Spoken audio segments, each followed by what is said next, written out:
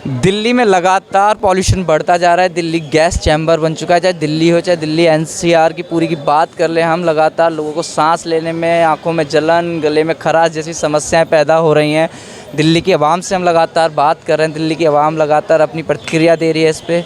तो कुछ लोग हमारे साथ और हैं, हम उनसे जानने की कोशिश करेंगे दिल्ली में जो पॉल्यूशन बढ़ गया है उससे वो कैसे बच रहे हैं और कैसे देखते हैं, किसकी गलती है ये, कौन ध्यान नहीं दे रहा है इसको लेकर। मास्क क्यों लगा रखा है? कोरोना तो चला गया। भाई साहब बस पूछो मत, 3 दिन से है ना हालत ख़राब हुई पड़ी है। गला बिल्कुल भरा हुआ है, आँखों में जलन हो रही है। और दिल्ली का जो पोल्यूशन है, किस तरह से ये एक जहरीली गैस, भैया मैं आपके चैनल के माध्यम से एक बात ज़रूर कहूँगा कि सभी जो भी दिल्ली है, दिल्ली एनसीआर है, जहाँ पर पोल्यूशन है, अपने बच्चों का, सभी माताओं बहनों कहूँगा, अपने छोटे बच्चों का विशेषकर ध्यान रखें। उनको बाहर ले जाने से पहले उनको अच्छी से उनकी सेफ्टी रखें, ये बहुत ज़रूरी है। आज आपको मैं जानकारी देता हूँ, कम से कम नहीं तो भाई साहब 20 से 25 हज़ार बच्चे इसकी चपेट में आ गए हैं, जो छोटे बच्चे थे। और अंडर एज बच्चों को तो आपको मैं कहता हूँ 10 से 12 साल के बच्चे, स्कूल की छुट्टी हो गई है, बहुत अच्छी बात है। और ये भैया पॉल्यूशन जिस तरह से ये पंजाब और हरियाणा देखो हर साल होता है। मैं इसमें राजनीतिक बात नहीं करूँगा। इसमें राजनीतिक बात ये है कि केजरीवाल, दिल्ली में केजरीवाल को इस पर पहले से उनको पता कि फोग हर साल होता है, इसका पूरी इसकी तैयारी करनी चाहिए थी। इसको तैयारी का क्या होता है, जिस तरह से उनको आज पंजाब में सरकार किसकी है? आम आदमी पार्टी की है। और सबसे ज़्यादा पराली कहाँ जली है, मैं आपको जानकारी दूँ। अभी मैं पंजाब था भाई साहब, नाभा, मलेरकोटला, धूरी, सुनो मेरी बात, ये एक ऐसी वो है जहाँ पर सबसे ज़्यादा गांव है। वहाँ पे बड़े बड़े गांव हैं और सबसे ज़्यादा ज़मीनी खेती वहाँ से ही होती है। और वहीं पे सबसे ज़्यादा ये परालियाँ जल रही है भाई साहब, ठीक है। उसके बाद आप हरियाणा चले जाइए, रोहतक, झांसी, हिसार, जींद, कैथल, ठीक है, ये और इधर नूह, मेवात, इधर सबसे ज़्यादा गाँव देहात में खेती बाड़ी होती है, वहाँ भी परालियाँ जला दी हैं। तो कहाँ तक बचेगा भाई साहब, कहाँ तक इंसान बच रहा है? तो मैं कहता हूँ भैया इसके केजरीवाल को, अगर हरियाणा सरकार को और भैया पंजाब सरकार को तो बिल्कुल एक्शन लेना चाहिए। देखिए अभी केजरीवाल ने कहा कि अभी हम इस पर सरकार आई है, बचाव करो, कोई ऐसी योजना बनाओ जिससे पराली ना जले। आजकल बड़े बड़े सिस्टम चल रहे हैं, आप बाहर देश जाइए, बाहर देश में पराली ना जलाने के काफ़ी अच्छे उपाय हैं। लेकिन भैया नहीं, हर बार दिल्ली को सहन करना पड़ता है हमें। भैया बचपन मैंने से देख रहा हूँ, देखो तापमान भी कुछ सालों पहले, आज से 15 से 20 साल पहले तापमान कुछ अलग था, लेकिन कुछ इन 10-12 सालों में कुछ तापमान ऐसा आ गया। पराली तो भैया हम बचपन से हम भी किसान रहे हैं, खेती बाड़ी देखी है, लेकिन हर बार ये पराली तो जलती है। और इससे जो प्रदूषण जो होती है, ये भाई साहब बहुत ही जहरीली गैस है। मैं कहता हूँ अपने बच्चों को बचाए, खुद बचे। और भैया मैं तो केजरीवाल को पूरा 100% इसमें मैं दोषी मानूंगा। लेकिन कल आम आदमी पार्टी के मंत्री हैं गोपाल राय, उन्होंने प्रेस कॉन्फ्रेंस करी है, बोला हमने बड़े कदम उठाए हैं, जितनी भी बिल्डिंग्स, मकान जो और रोड बन रहे थे हमने उन पर रोक लगा दी है। और सर मेरी बात सुनिए, 3 कार्य उन्होंने अभी अच्छे किए हैं। मैं इस तरह से नहीं कहूँगा केजरीवाल ने।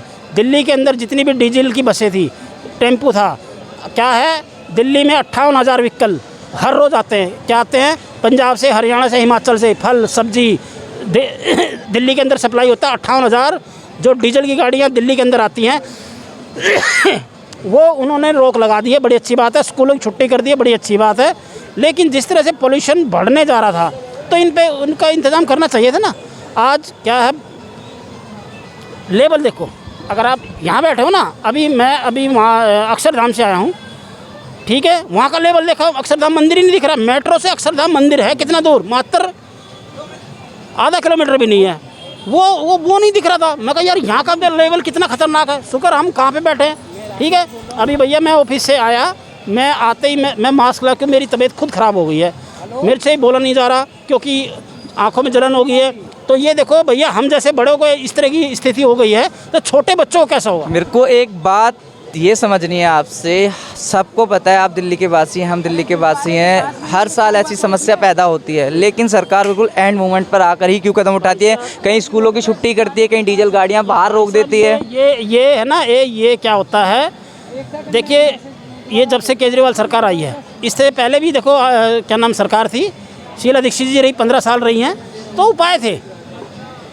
मैं शीला दीक्षित जी को बहुत अच्छा मानता हूँ, उन्होंने अच्छे उपाय किए थे, ठीक है, बहुत अच्छे उनकी सरकार भी चली। और जैसे जैसे पोल्यूशन होता था उनकी गाड़ियाँ, मैं आप ये कहो कम से कम उन्होंने 450-500 गाड़ियाँ लगा रखी थी फोक के लिए, वो भी तो सुना था। फॉग की गाड़ियाँ तो ये भी हैं, छिड़काव करवा रहे हैं पेड़ों पर। भैया कितना छिड़काव कराओगे? आप देखिए 2 करोड़ की जनता है यहाँ, 2 करोड़ से ऊपर की जनता है। ये वैसे नहीं है आप लोगों को, दिल्ली को हर आप ऐसे घुटन हो गई है दिल्ली के अंदर। भैया दिल्ली में पैर रखने की जगह नहीं है, दिल्ली के हालात ख़राब होते जा रहे हैं, ठीक है। कितनी पॉपुलेशन है?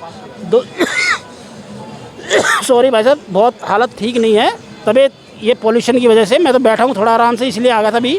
तो मैं कहूँगा दिल्ली सरकार को कहूँगा, भारत सरकार से कहूँगा कि भैया अपना जितना ज़्यादा से ज़्यादा दिल्ली NCR जहाँ पे ये व्यवस्था है, इस तरह की पोल्यूशन हुआ है ये, तो भैया वहाँ पे सख्त कदम उठाए। और एक बात और कहूँगा भैया, मैं फिर कहूँगा भैया, जैसे बच्चों को, अपने छोटे बच्चों को विशेष ध्यान रखे, क्योंकि हालात बिल्कुल आंखों में, छोटे बच्चों को सबसे ज़्यादा अटैक है।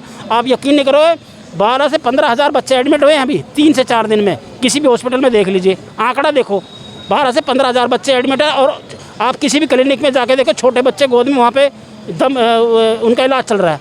तो सरकार से भी मैं अनुरोध करूँगा, केजरीवाल जी से कहूँगा, सेंट्रल गवर्नमेंट से भी कह रहा हूँ कि ध्यान दे। और जनता है, देखो जीवन है तो सब कुछ है भैया। अगर हम ज़िंदगी में ऐसे ही सांस से मरेंगे तो भैया कोई वो नहीं है। ये तो जहर खाने वाली, ज़बरदस्ती जहर खाने वाली बात हमारे को दे रखी है, और हमें खाना पड़ रहा है। सर, ये दिल्ली में जो ये पॉल्यूशन बढ़ा है एकदम से, इसको लेकर आप कैसे देखते हैं और कौन जिम्मेदार है इसको लेकर? क्योंकि आम आदमी पार्टी लगातार बोल देती है हरियाणा पंजाब में पराली जलाई जा रही है तो दिल्ली के अंदर पॉल्यूशन बढ़ता है। इसके जिम्मेदार आम आदमी पार्टी है, क्योंकि ये इसके ऊपर कोई एक्शन नहीं ले रहा है। वो सोच रहा है जानबूझ के कि हिंदू त्यौहार आ रहा है, दीपावली आ रहा है, छठ पूजा आ रहा है, इन त्योहारों में जानबूझकर ऐसा वो पॉल्यूशन के बारे में कोई एक्शन नहीं ले रहा है। जो कि वो बहुत वादे करता था कि मैं पॉल्यूशन को हटा दूंगा, पंजाब में मैं फैक्ट्री लगाऊंगा जो कि पराली को अपने स्तर से, अपने वो हिसाब से मैं उसको कम करूंगा, लेकिन कहीं कोई सुनवाई नहीं। इनके बड़े बड़े वादे ऐसे ही हैं। लेकिन कह तो रहे हैं कि अब कल से स्कूलों की छुट्टियां कर दी गई हैं और जो काम चल रहा था बिल्डिंग रोड्स का सब रोक दिया गया है कि पॉल्यूशन को रोकने के लिए हमने बड़े कदम उठाए हैं। इनका कोई ऐसा उससे कोई फ़र्क नहीं पड़ने वाला है। कहाँ के रहने वाले हो वैसे आप? मेरा बिहार में घर नवादा डिस्ट्रिक्ट पर। दिल्ली में कहाँ रहते हो? दिल्ली में न्यू सीमापुरी में रहता हूँ। न्यू सीमापुरी में रहते हो, लगभग काफ़ी टाइम से रह रहे होगे दिल्ली में ही, रोज़गार है, सब कुछ है, आपकी जॉब वगैरह। इससे पहले वोट केजरीवाल को दिया आपने, सरकार चुनी, अब चुनाव है लोकसभा के बाद दिल्ली में, फिर विधानसभा चुनाव होने पहले लोकसभा चुनाव है, उसको लेकर आप क्या से देखते हैं? वोट हमारा मंत्र है, यही हमारा तंत्र है। हमने तो सही समझकर उनकी बातों पे झांसा में आ गया, लेकिन जो करता है उसका नाम है। तो अब इस बार तो भाई बीजेपी की ही सरकार बनेगी दिल्ली में। बीजेपी की सरकार तो दिल्ली में बाद में बनेगी, लेकिन उससे पहले लोकसभा का चुनाव है। इस बार कौन जीत रहा है? 28 पार्टियां इकट्ठी हो चुकी हैं, बिहार से लेकर छत्तीसगढ़ से लेकर MP से लेकर सारी पार्टियां इकट्ठी कर ली गई हैं। 28 दल बन गए हैं बीजेपी मोदी जी को हराने के लिए। मोदी जी अकेले ही इन पे भारी हैं, क्योंकि मोदी जी जनता के आँख खोल दिए हैं, इसलिए मोदी जी की सरकार बनेगी। कैसे आँख खोल दी मोदी जी ने? मोदी जी आँख खोल दिए, अगर एक डेली वेजर के नौकरी अगर कोई करता है तो पहले इस तरह से भ्रष्टाचार था कि एरिया इंस्पेक्टर आता था जांच करने के लिए कि हाँ भाई ये इनके PF निकल जाए। आज मोदी सरकार में UIN नंबर है, 2 दिन 3 दिन के अंदर उनके पैसे उनके अकाउंट में आ जाता है। ऐसे ऐसे 10 प्रश्न के उत्तर अगर मोदी सरकार सही दे रही है तो इसलिए हमारी सरकार मोदी सरकार है। अच्छा चलो, ये बात तो कि बिहार जाना तो होता ही होगा। बिहार जाना होता है त्यौहार पे। आज के डेट में मोदी सरकार इतनी ट्रेनें दे रखी है कि जाने वाले की कमी हो जाएगी, लेकिन ट्रेन की कमी नहीं होगी। लेकिन आरोप लगाते हैं मोदी जी पे कि ट्रेन बेच दी। मोदी जी कुछ भी नहीं बेचे हैं। ट्रेन बेचा ना, पैसेंजर के वो लेता। मोदी जी ने कुछ भी नहीं बेचे हैं। लालू के सब हमारे देश के ऐसे ही प्रधानमंत्री की ज़रूरत है जो देश में अमन चैन की ज़िंदगी हर कोई जिए। लेकिन आपके बिहार के मुख्यमंत्री हैं नीतीश जी, वो तो मोर्चा बना रहे हैं मोदी जी को हराने के लिए। नवादा डिस्ट्रिक्ट मेरा ज़िला है, ना तो वहाँ से कांग्रेस जीती आज तक, ना वहाँ से नीतीश जी जीते, वहाँ जीतती है तो बीजेपी ही जीतती है, अभी भी वहाँ बीजेपी की। तो नवादा से ही जिताओगे, पूरे बिहार से जिताओगे? बिहार से जिताएंगे, फुल बहुमत से जिताएंगे। और बिहार में और आरजेडी? आरजेडी तो ऐसे ही हैं, वो तो नीतीश जी हमारे माननीय प्रधानमंत्री जी के कर कमलों द्वारा उनकी पार्टी में आ जाने से उनका भी समझ लो कि मुख्यमंत्री का पद मिल गया। इस बार तो कोई भी पद उन्हें नहीं मिलेगा। अच्छा, सरकार की लोटियाँ डूब जाएगी। 28 दल हैं, कड़ी चुनौती। जितनी भी दल रहे, जनता के ऊपर ये चुनौतियाँ हैं। जनता चुन के भेजती है, वो चोर को भी चुन के भेजती है और इंसान को सही को भी चुन के भेजती है। जनता के ऊपर मोदी डिवाइड। जी का कम से कम 9 साल का कार्यकाल पूरा हो चुका है, सही मानते हो इसको 9 साल में?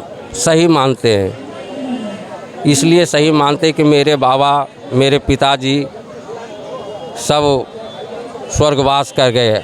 आज तक हिंदुत्व को कोई नहीं बचाया। एक साधु संत भी आता था, किस लिए आए हो? तो वहाँ राम जन्मभूमि के चंदा के लिए आया हूँ, वहाँ मंदिर का निर्माण होगा। लेकिन किसी पार्टी ने आज तक हमारे सनातन धर्म में, हमारे हिंदू धर्म में किसी ने नहीं राम मंदिर को बनाया। लेकिन एक हमारे तटस्थ प्रधानमंत्री नरेंद्र मोदी है जो राम मंदिर को बनाए और उन्होंने उद्घाटन भी करने जा रहे हैं। खुश हो यानी कि 22 जनवरी को उद्घाटन होने जा रहा है? हाँ भाई, खुश है। जाओगे अयोध्या? बिल्कुल, हम नहीं जाएंगे, हमारे बड़े बुजुर्ग जाएंगे, लेकिन जाएंगे।